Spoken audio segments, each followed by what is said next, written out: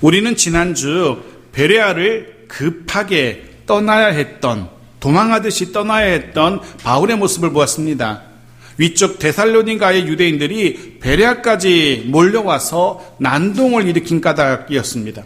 결국 바울은 동료인 실라와 디모데도 데려가지 못하고 급하게 홀로 베레아를 떠나서 아덴으로 내려가야 했습니다.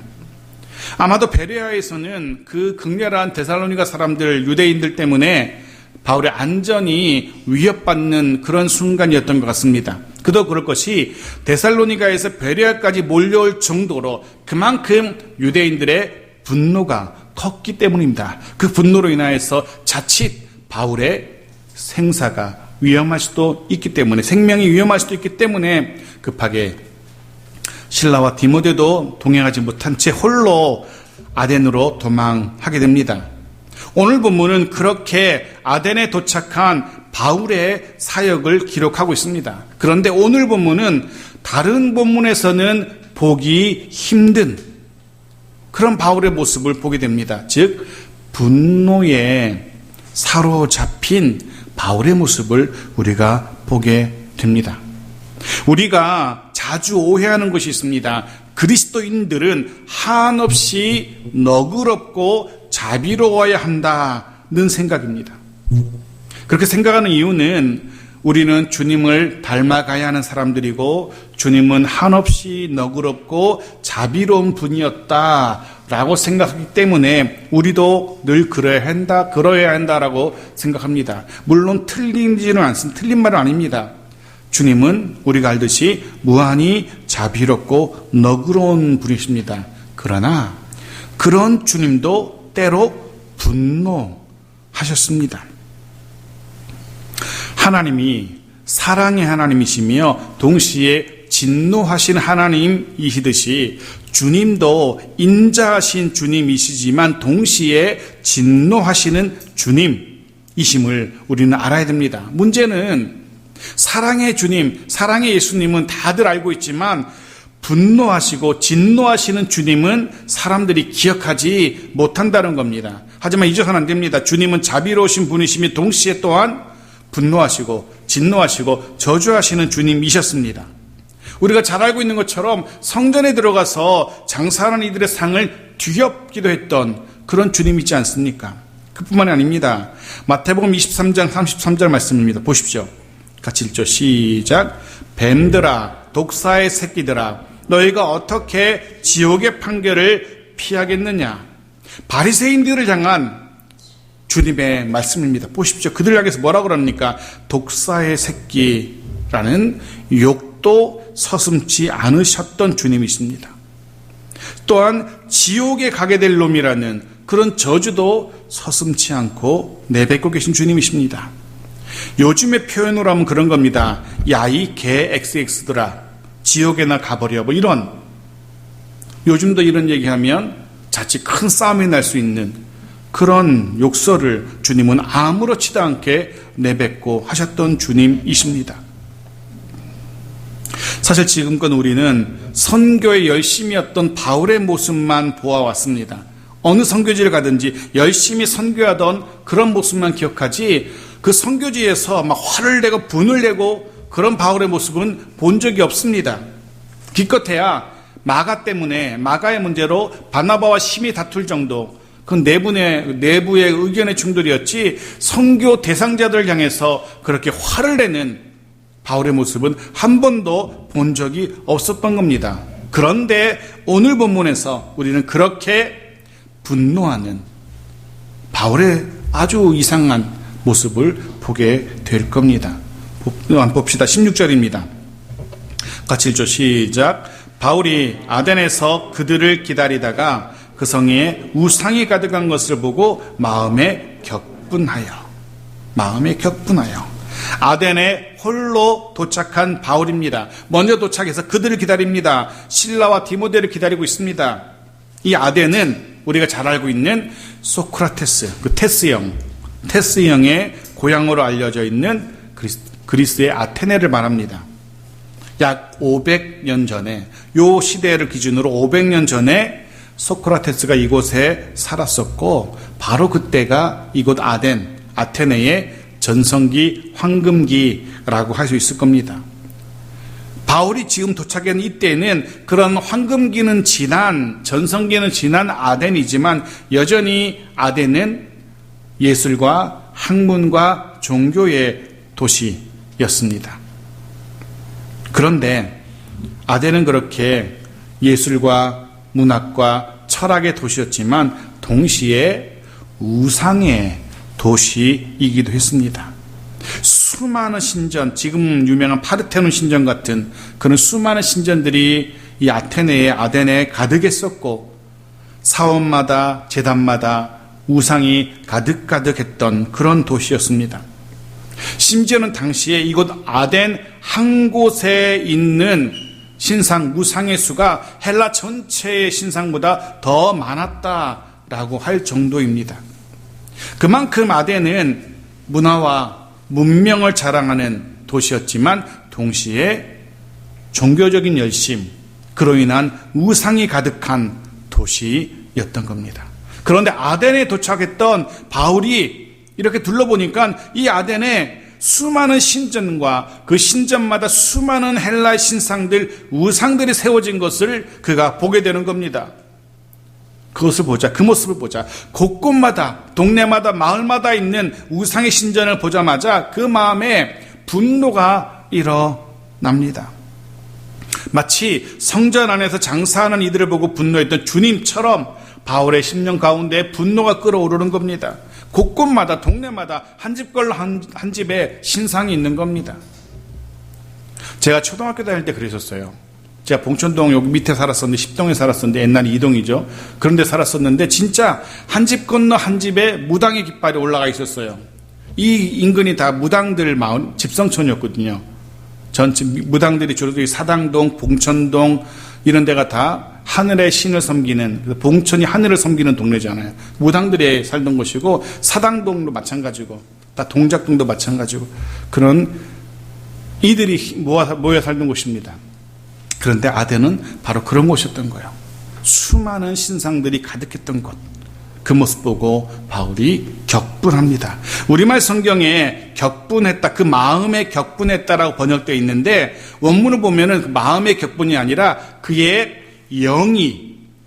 영이 분노로 가득했다 이렇게 되어 있습니다. 그의 심령이, 그의 속에 있는 속사람 심령이, 영혼이 분노하고 있는 겁니다. 그의 속에 있었던 성령이, 바울은 성령의 사람이었습니다. 성령에 내재하고 성령의 인도하심을 따라 살던 그런 사람이었습니다. 그런데 그 바울 속에 있는 성령께서 아덴에 가득한 우상을 보고 도저히 참을 수가 없었던 겁니다. 거룩한 것이 부정한 것과 함께할 수 없는 것처럼 가득한 우상을 보고 참아내지 못합니다. 분노하고 있습니다. 바울 속에 있는 성령이 분노하시는 겁니다. 그의 인간적인 생각이, 욕심이 분노하는 것이 아니라 그에 있는 속사람 성령이 분노하는 겁니다. 우리는 이런 분노를 거룩한 분노라고 표현할 수 있을 겁니다. 마치 내 속에 계신 주의 영이 분노하시는 것처럼 분노하는 것, 그 분노가 거룩한 분노입니다. 민수기에도 그런 거룩한 분노가 기록되어 있는데요. 민수기 25장 13절 말씀 보십시오. 같이 읽죠. 시작. 그와 그의 후손에게 영원한 제사장 직분의 언약이라. 그가 그의 하나님을 위하여 질투하여 이스라엘 자손을 속죄하였음이니라. 하나님을 위하여 질투하여 라고 되어 있는데 이게 무슨 얘기냐면 제사장 아론의 손자인 비느하스가 감히 겁도 없이 모한 여인의 손을 잡고 자기의 장막에 들어가서 음행을 저지르는, 이스라엘 무리를 다 지나쳐서 다 보고 있는데 떳떳하게 아무렇지도 않게 모함 여인의 손을 들고 자기 집에 들어가서 음행하는 이스라엘 남자를 견뎌내지 못하고 창을 들고 들어가서 음행하고 있는 그 남자와 여자의 등을 찔러서 쳐서 죽이게 됩니다. 살인자가 되는 거죠. 제사장이 살인자가 되는 겁니다. 살인을 저지른 겁니다. 그런데 하나님께서 그런 비느하스, 살인을 저지른, 남녀를 죽인 비느하스를 책망하지 않아요. 책망하지 않고 오히려 칭찬하고 계시는 겁니다. 쉬운 성경은 민수기 25장 13절 이 본문을 이렇게 번역해요. 들어보십시오. 비느하스와 그의 모든 자손에게 영원한 언약을 주어 그들이 영원한 제사장이 되게 할 것이다. 왜냐하면 그가 자기 하나님을 위해 분노했기 때문이다. 그리하여 그는 이스라엘 백성의 죄를 가리워 주었다. 이렇게 기록되어 있어요.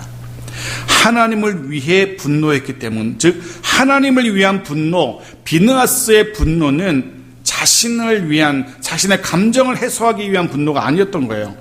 하나님을 위한 분냄, 거룩한 분노였던 겁니다.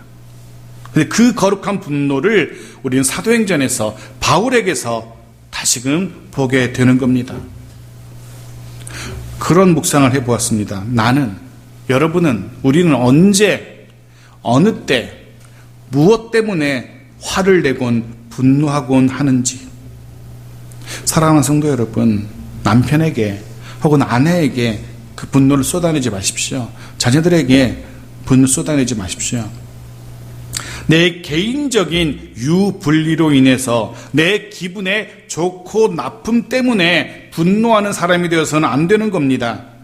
하나님을 위해 하나님의 마음으로 때로 분노할 수 있는 그런 거룩한 분노의 사람들이어야 합니다.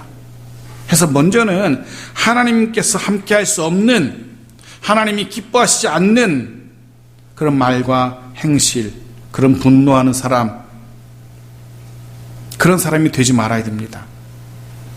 그리고 누군가가 그런 말과 행동을 한다면 하나님의 마음으로 분노할 수 있어야 되는 겁니다. 여전히 내 삶 속에 세상적인 죄의 습관들이 혹시 남아있다면 나를 보면서도, 나 스스로의 모습 보면서도 분노할 수 있는, 하나님의 마음으로 다른 사람도 바라보고 그 마음으로 나도 바라보고, 혹시 그것이 하나님 기뻐하시지 않는 거라면 분노할 수 있는 거룩한 분노의 사람들, 바울은 지금 그 모습으로 분노하고 있습니다. 좀 더 계속 봅시다. 그렇게 거룩한 분노에 사로잡힌 바울의 다음 행동이 무엇인지 17절입니다. 같이 읽죠. 시작. 회당에서는 유대인과 경건한 사람들과 또 장터에서는 날마다 만나는 사람들과 변론하니. 막 분노에 사로잡힌 바울이, 우리 같으면, 인간적인 분노 같으면 멱살을 잡고 혹은 신상을 때려부수고 그럴 것 같은데요, 그는 그렇지 않습니다. 회당에서, 그리고 장터에서 만나는 사람들마다 붙들고 저것은 우상이라고, 그 우상 버리고 예수 그리스도를 믿으라고 복음을 전하고 있습니다. 우상은 헛된 것이며 예수 그리스도만이 참 생명이고 구원의 길임을 그렇게 외치고 있는 겁니다. 우리가 아는 것처럼 지금껏 바울은 어느 지역에 들어가는, 선교지에 들어갈 때마다 가장 먼저 뭘 찾았죠?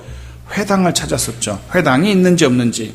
그리고 회당이 있으면 그곳을 중심으로 해서 복음을 전했었어요. 그런데 마음이 막 들끓고 분노와, 거룩한 분노가 가득하니까 그것도 회당뿐만이 아닙니다. 장터에서도, 즉 가까운 시장에서도 복음을 전하는 겁니다. 그 분노를 이기지 못하고 만나는 사람마다 복음을 전해요. 이전과는 또 다른 열심의 모습, 이전에는 볼 수 없었던 열심을 내고 있는 겁니다. 그렇습니다. 바로 이겁니다. 바울의 거룩한 분노는 거룩한 열심으로 이어지고 있어요.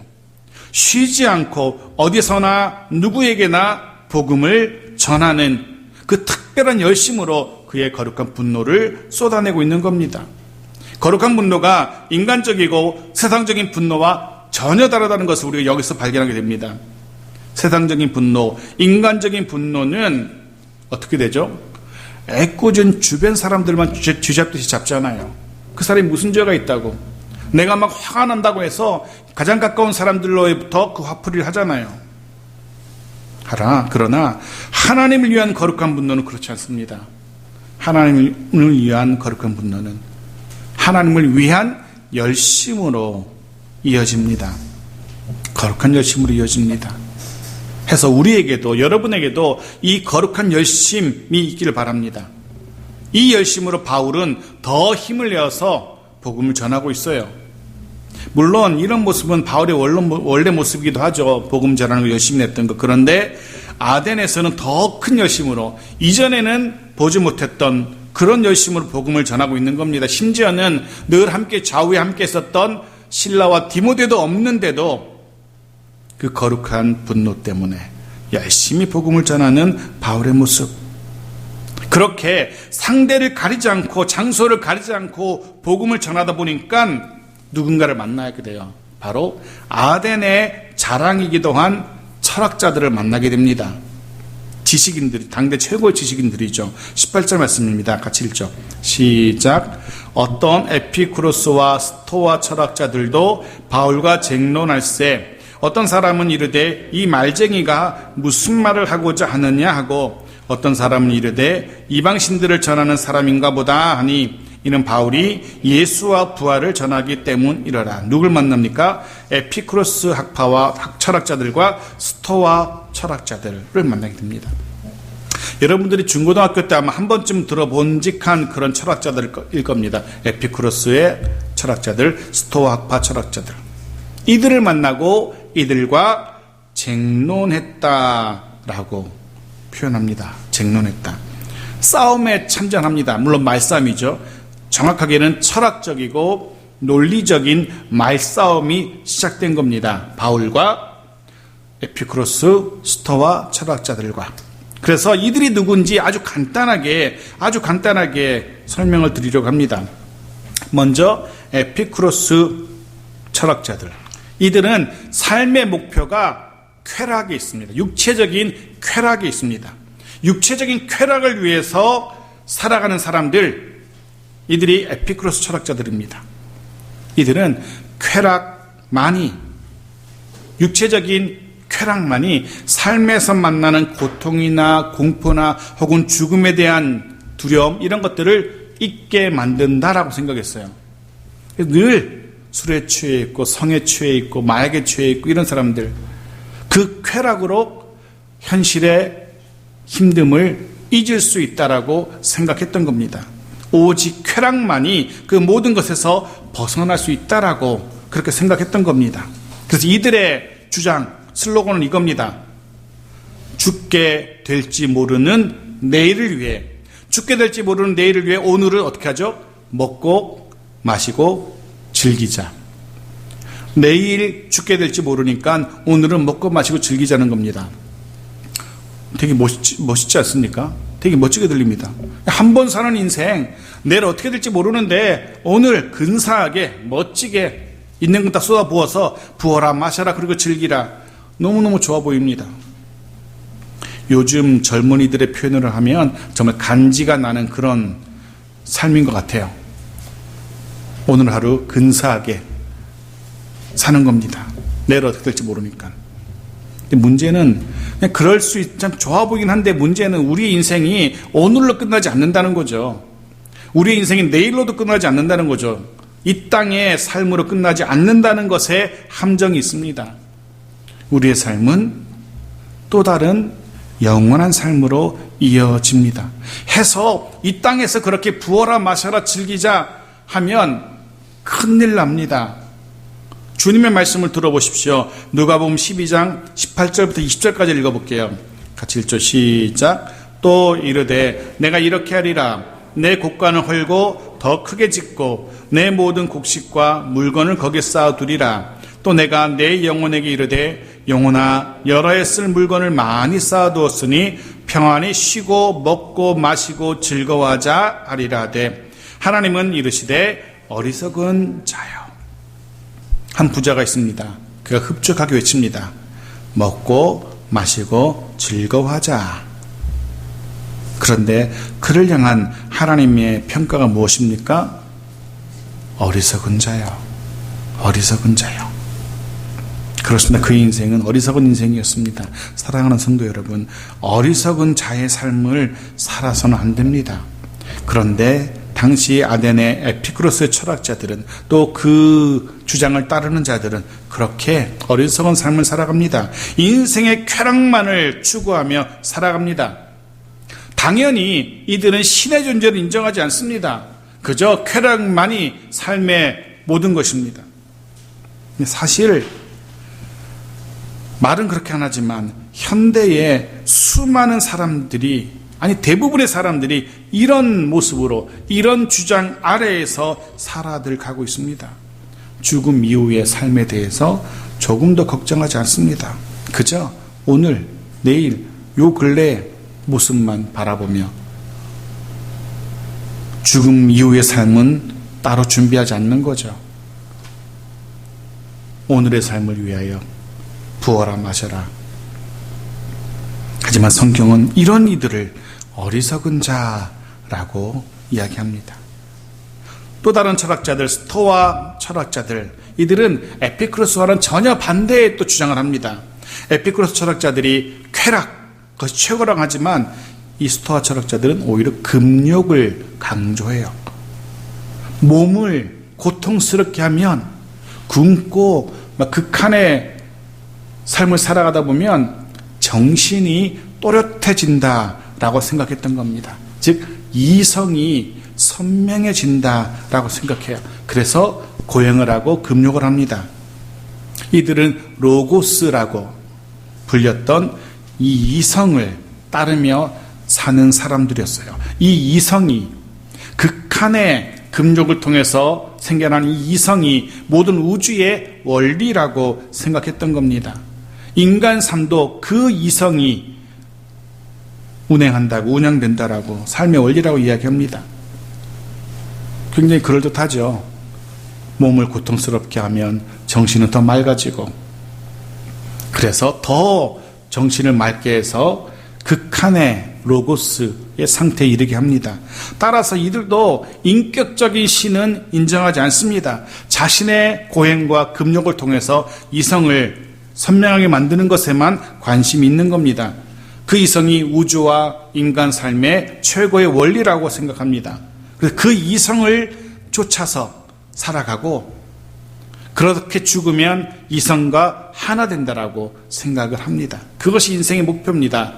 이성을 따라서 살아가고, 동물적인 삶이 아니라, 에피쿠로스 학파처럼 그런 동물적으로 육신을 위한 삶이 아니라 이성을 따라 살아가고, 그렇게 죽어서 이성과 하나 되는 삶, 이것이 최고의 삶이라고 생각합니다.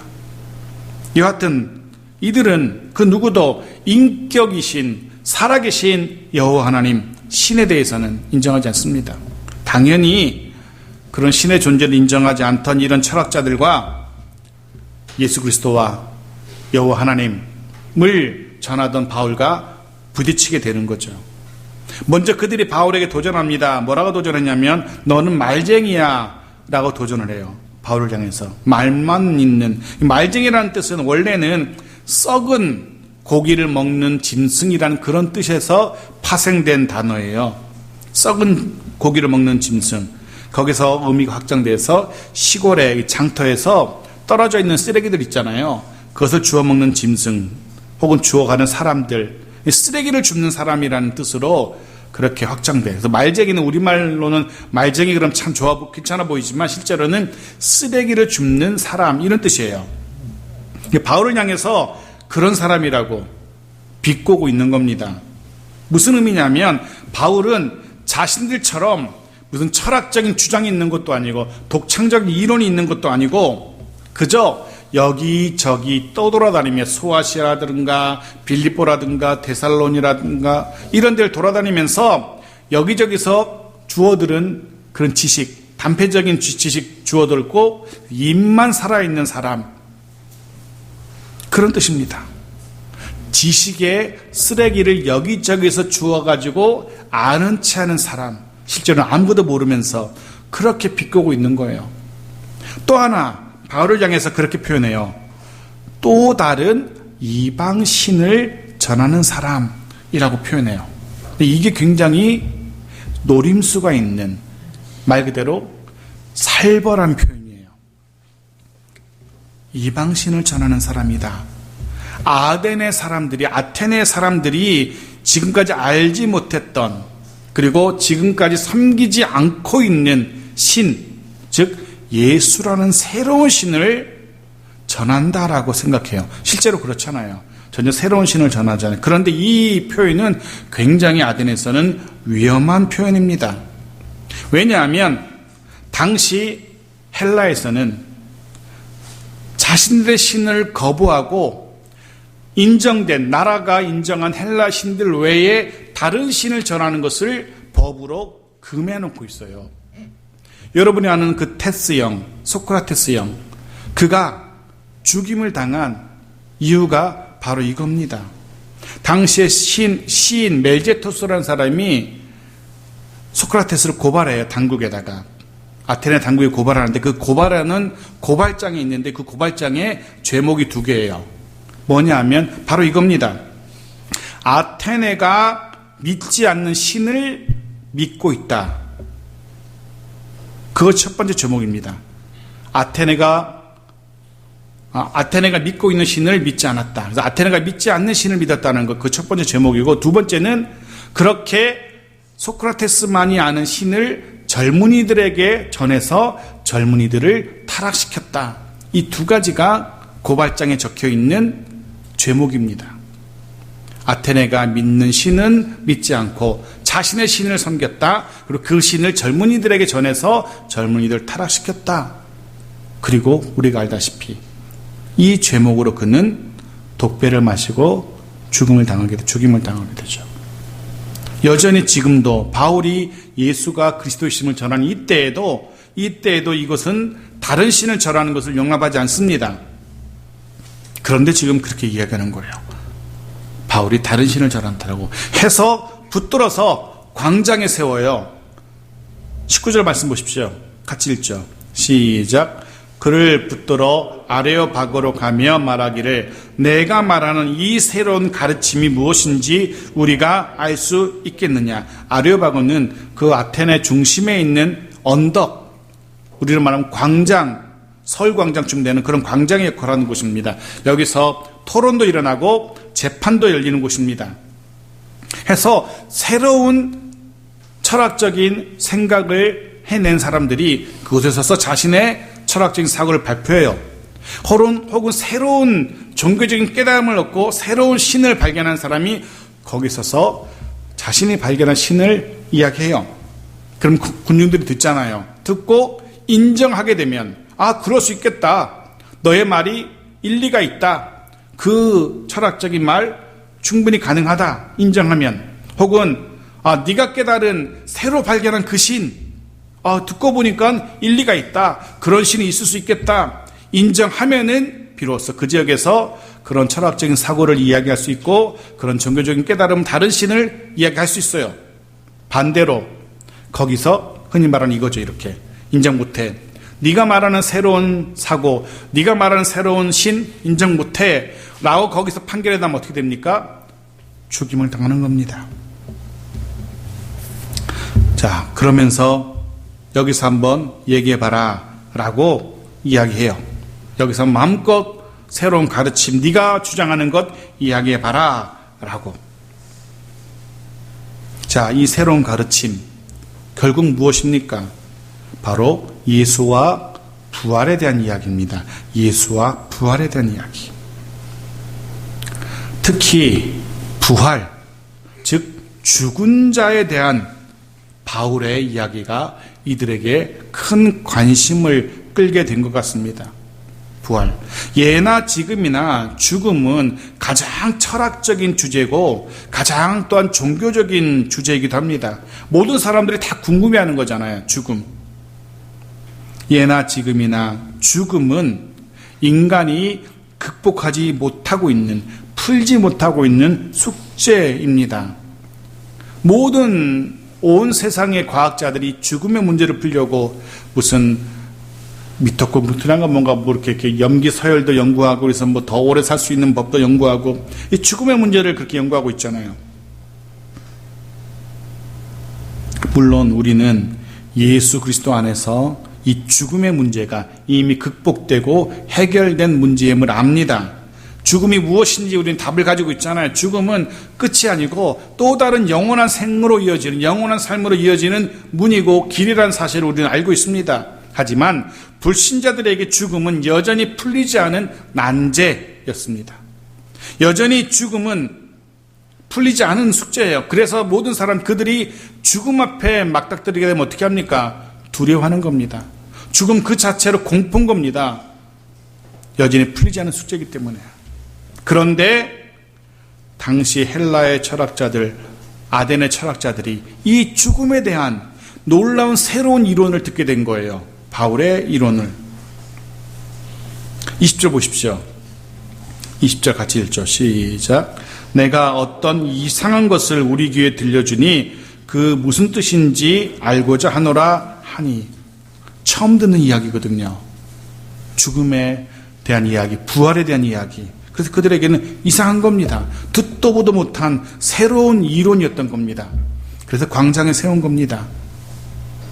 한 번도 들어보지 못한 낯선 설명이었기 때문에 예수 그리스도의 대속의 죽음, 부활, 그리고 믿는 자의 영원한 삶, 이런 것들, 아덴의 철학자들에게, 우상 숭배자들에게는 처음 듣는 낯선 이상한 이야기였습니다. 그래서 더 듣고 싶어 합니다. 사실 어쩌면 지금도 마찬가지인 것 같아요. 우리가 믿고 확신하는 진리, 예수가 그리스도이심을 믿는 그 진리, 예수 그리스도의 죽으심과 부활하심, 그리고 영원한 삶, 우리는 너무나 당연한 것이지만 세상 사람들에게는 이상한 이야기예요. 말도 되지 않는 이야기입니다. 그들은 그렇게 말하죠. 우주 비행선을 쏘아서 다른 별나라에 다녀오려니 최첨단의 과학적인 세상에서 무슨 말도 되지 않는 터무니없는 망상 같은 이야기를 전하냐고. 당시 아덴 사람들의 반응도 그러했던 것 같아요. 부활에 대해서 아무도 믿지 않습니다. 그런데 나중에 보겠지만 모두가 바울의 말을 불신하는 아덴이었는데도 불구하고 그 속에 하나님께서 예비하신 자가 있습니다. 모두가 이상한 이야기를 듣는데요, 그 가운데 어떤 이들은 바울의 이야기를 귀담아 듣고 마음이 믿습니다. 나중에 보겠지만 먼저 보죠. 사도행전 18장 10절 마지막으로 읽고 말씀을 정리합니다. 사도행전 18장 10절 같이 읽죠. 시작. 내가 너와 함께 있음에 어떤 사람도 너를 대적하여 해롭게 할 자가 없을 것이니 이는 이 성중에 내 백성이 많음이라 하시더라. 바울은 미처 몰랐지만, 우리도 미처 알지 못했지만 바울 주변에, 우리들 주변에 주님이 택하신 하나님의 백성들이 살고 있다는 겁니다. 바로 그들에게 복음을 들려주고, 그들로 하여금 그들의 귀에 복음이 들리고 그들의 마음에 복음이 심겨지게 하는 그 일 누가 하는 겁니까? 저와 여러분이 해야 될 일입니다. 바울이 아무도 듣지 않고 이상한 것으로 듣는, 터무니없는 이야기를 듣는 그 속에서도 복음을 전하며 그로 인하여 누군가는 믿게 되었던 것처럼 우리도 듣든지 듣지 않든지 복음을 전해야 하는 겁니다. 바울이 그랬던 것처럼. 바울은 모두가 이상한 이야기로, 터무니없는 이야기로 여겼지만 예수 그리스도의 죽으심과 부활하심, 영원한 생명을 전합니다. 그 결과가 무엇인지는 다음번에 이어서 살펴보도록 하겠습니다. 말씀을 마칩니다. 오늘 우리는 바울의 거룩한 분노, 그리고 그로 인한 거룩한 열심을 보았습니다. 우리도 불신자들과 우리를 이해하지 못하는, 우리를 이상한 눈으로 보는 사람들과 같이 어울려 살아가야 합니다. 우리의 삶을 이해하지 못하는 이들 속에서 살아가야 하는 우리들입니다. 그 속에서 때로 하나님을 위한 거룩한 분노를 품을 수 있기를 바랍니다. 물에 물 탄 듯, 술에 술 탄 듯, 그들의 모습 보면서 우리를 향한 그들의 이상한 눈빛 보면서 아무렇지도 않게 살아가는, 흔히 말하는 존재감이 1도 없는 그런 그리스도인이 되어서는 안 되는 거죠. 물론 그 거룩한 분노를 세상적인 방법으로, 인간적인 모습으로 쏟아내어서도 안 될 겁니다. 바라기는 하나님을 위한 거룩한 분노, 그것이 하나님을 위한 거룩한 열심으로 나타나게 되는 그런 우리 모두가 되어지길 바랍니다.